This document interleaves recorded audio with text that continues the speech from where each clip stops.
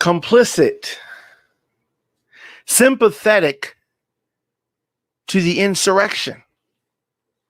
That's how I would describe many of the Republicans that we saw in the courtroom, in the Senate chamber yesterday for day 2 of the Trump trial in the Senate. It was a sight to see. We saw a lot of the presentation from very capable House managers, very capable. Saw a lot today.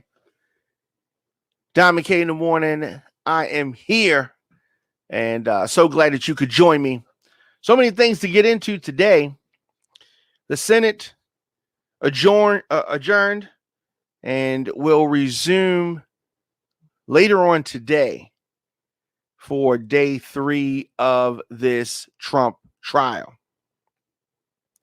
And while I feel that the conclusion has already been determined, meaning that the Republicans, no matter what you show them, they're going to come up with excuses as to why they say Trump had nothing to do with it. With a straight face, some of these Republicans, like the idiot Lindsey Graham, are going to with a straight face, say that Trump had nothing to do with it. I mean, you have so many that are in the Senate as a potential, as an actual juror that had something to do with this, i.e. Josh Hawley, i.e. Ted Cruz, i.e. Lindsey Graham, and some of the other idiots. So the Trump trial today, videos, never before seen videos, showing harrowing footage, but it also focused on Trump's words. New riot video showed Officer Eugene Goodman pointing Senator Romney, to safety. And, it is very interesting watching these Congress people scaring around, scared for their lives, in and around the very chamber where the trial is being held. But some of the folks like Josh Hawley, Ted Cruz, acting like they're not even paying attention to the very important videos, the very important information that is being placed in front of them. It is disgraceful behavior. I hope that there is some type of a commission that really investigates some of these senators. This was a court of law. Don McKay in the morning on the all-new radioonfire.com. And here on Don McKay in the morning, we deliver breaking news, adult conversation, covering topics that are important to Black culture. Visit radioonfire.com for our original radio, podcast, and TV programs. So we're talking about the harrowing footage that we saw. House Democrats opened their first day with arguments in former President Donald Trump's impeachment trial.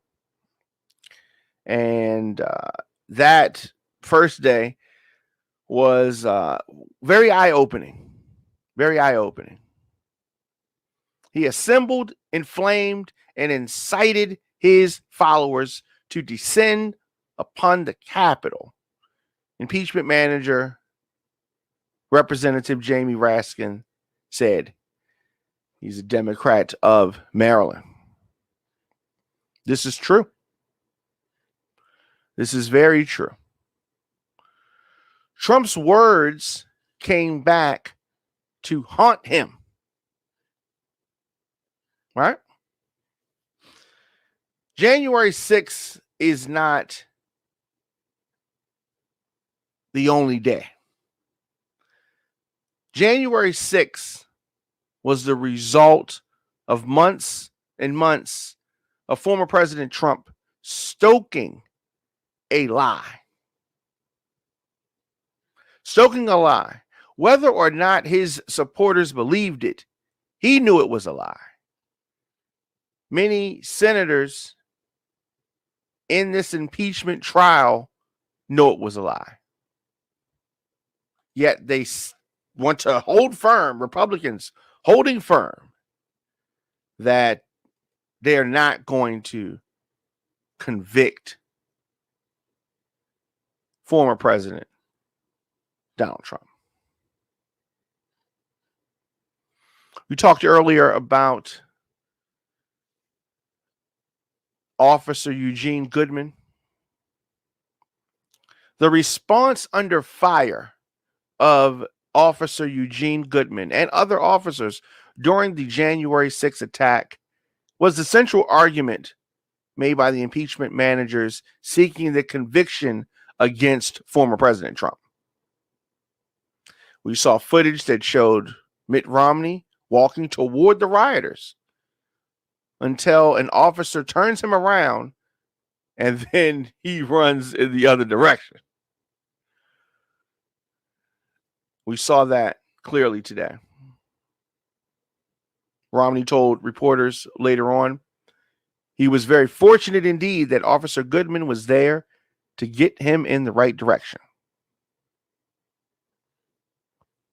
Wearing a suit and tie and a mask with a blue line, Goodman stood inside the U.S. Senate chamber watching as the footage was shown of his efforts to save lives. We always got to be the one to save people, huh? As we all know now, but for the heroism of Capitol Police Officer Eugene Goodman and every other law enforcement officer who took rioters in a different direction, not the ones that were taking pictures with them, not the ones that were taking them on a tour of the Capitol. Many of the people that sat in that very room, had they run into this Trump mob,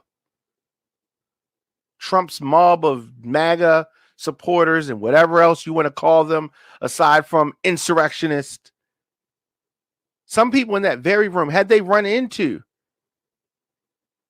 those folks, they may not have been there for this Trump trial.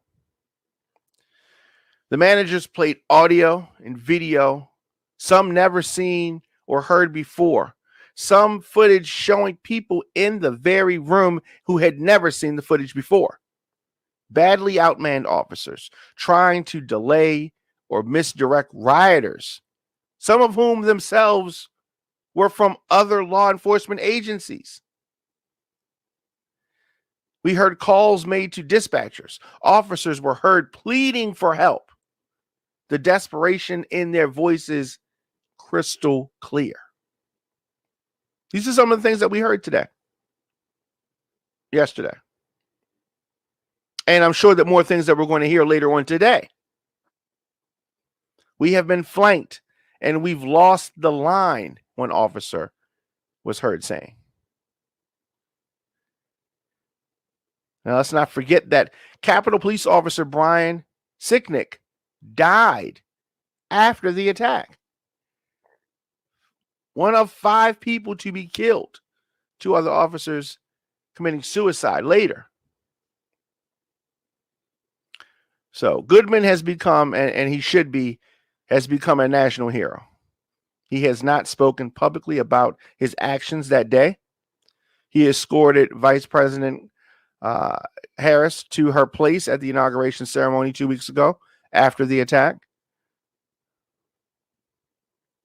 Other videos shown yesterday depict officers pushing back in vain against rioters intent on stopping the certification of President Biden's victory over Trump.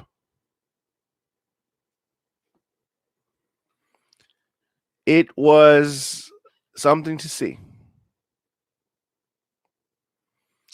Speaking during a break in yesterday's proceedings, Senator Romney said that seeing the images of police officers fighting off the violent insurrectionists brought tears to his eyes. That it was overwhelming, distressing, and emotional. And it was. He also said that he looked forward to thanking Officer Goodman when I see him next. It's Mitt Romney talking about being saved from the insurrectionist in the Capitol. I mean, it's such a crazy thing. One of the impeachment managers brought up the fact that we're in the 20th year, the 20th anniversary of 9/11. 44 Americans gave their lives on that plane that was headed for the Capitol. And ironically, 44 senators thought that Americans should not even see or get a chance to witness this second trial in the Senate of former President Donald Trump. That 44 number. So when we come back, we're going to talk about some of the legal exposure that now Citizen Trump has with his many mistakes, and potentially illegal activity, illegal actions, potentially. Let's do this, take a quick break, come back with more of the Diamond K in the morning after this. Radio on Fire is a listener-supported radio and podcast network streaming from our production facilities in Baltimore and Atlanta. We're able to broadcast programs like the Diamond K Show because of our listeners and some amazing partners like D Lifestyle Secrets. Are you a baby boomer? Were you born between 1946 and 1964? Well, more than 71 million Americans are baby boomers. And as you're continuing to age, the goal is to experience as few aches and pains as possible while staying mobile. DLifestyleSecrets.com helps you do just that by providing a blueprint to reduce and or eliminate joint pain by teaching its members to communicate naturally with their bodies. DLifestyleSecrets.com gives baby boomers step-by-step videos, natural recipes, and most importantly, the motivation to re-energize themselves naturally. Visit DLifestyleSecrets.com to join this active community of baby boomers today. And I encourage you to shop with all the companies that support Radio on Fire. Before we get back to the show, have you ever had a NutriBurst liquid vitamin? This stuff tastes great, and they say it's great for you.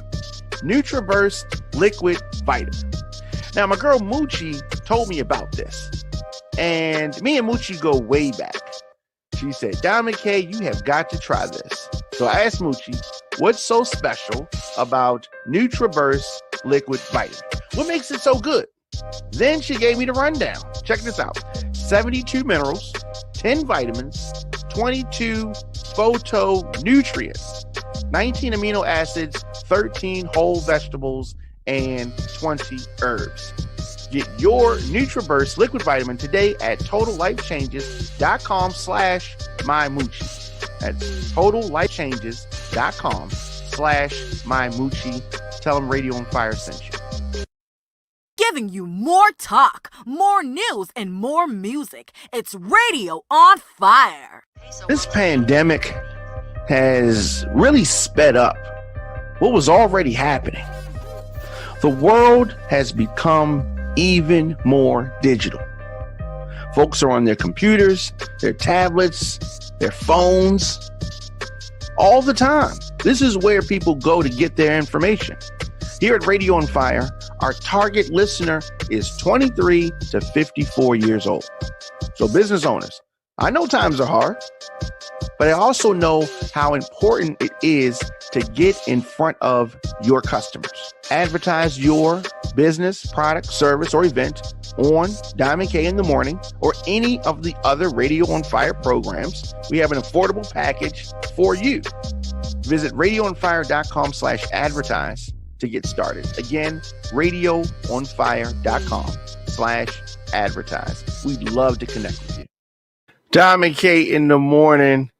And I am here, of course, weekdays, 8 a.m., starting off your day.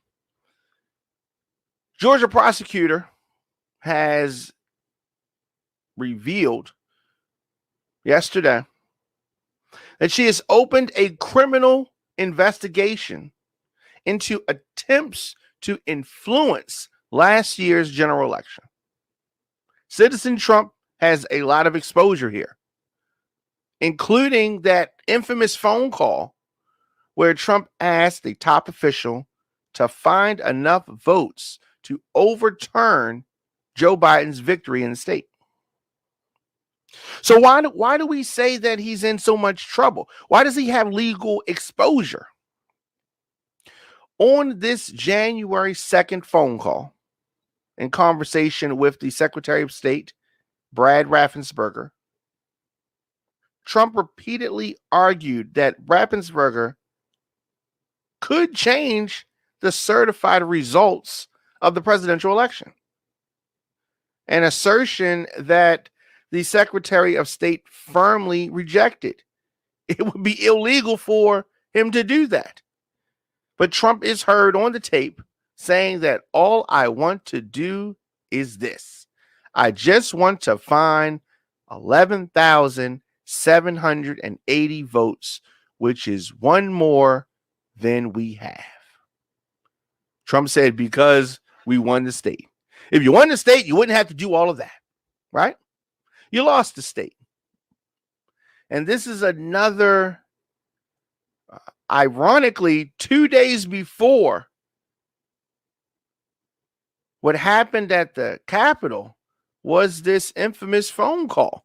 And Fulton County District Attorney Fannie Willis, a Democrat, elected to the job in November, did not specifically mention Trump in the letters she sent out to state officials yesterday, announcing her investigation. But the former president has been under intense criticism for the call. Well, that's except for senators, I guess. So this is going to be interesting, seeing where this goes. Trump's conduct violates not only the law, but the foundation on which our democracy is built. He may have been able to evade facing criminal charges as president, but he is no longer the president. So a lot of things that Trump did and hid behind being the president, now some of those things are coming home to roost. Well deserved. Well deserved. So another, I don't know, just there's been so much interesting news. Music star, legendary Bruce Springsteen, charged with drunk driving. Jeep ad put on pause. He's facing this drunk driving charge in New Jersey. There was an advertisement promoting Jeep, that Super Bowl television commercial that featured him. Now they're not even showing that right now. Springsteen was arrested November 15th in a part of Gateway National Recreation Center in New Jersey's coast, spokesperson says. The park is on a narrow beach-ringed peninsula with views across a bay to New York City. It is about 15 miles north of Asbury Park, where Bruce Springsteen got his start as a musician and a band leader. All right. His debut album was even named for that. So anyway, Springsteen received citations for driving while under the influence, reckless driving, and consuming alcohol in a closed area. They say that Springsteen was being cooperative. News of the arrest came on the heels of two high-profile appearances by Bruce Springsteen. On January the 20th, he performed as part of President Joe Biden's inauguration, singing Land of Hope and Dreams, right in front of the Lincoln Memorial. And during Sunday's Super Bowl, when he appeared in a Jeep ad filmed in Kansas that urged people to find common ground. Jeep released a statement saying that it would be inappropriate for us to comment on the details of the matter we have only read about and cannot substantiate. But the company said it is also right that we pause our big game commercial until actual facts can be established. Isn't that nice? Aren't they so considerate? So Baltimore County is working hard to try to enforce compliance with state and local COVID-19 orders. There are fines for not social distancing, $500. Wow, $500. So Walmart, North Point Boulevard in Dundalk, Walmart in Petrie Way in White Marsh, Crafty Crab, Taylor Avenue in Towson, Tony's Pizza on Holabird Avenue. They have to break out $500.